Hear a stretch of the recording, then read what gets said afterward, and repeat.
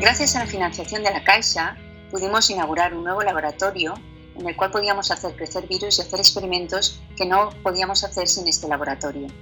Este laboratorio cuenta con 10 cabinas de bioseguridad y 14 puestos de trabajo.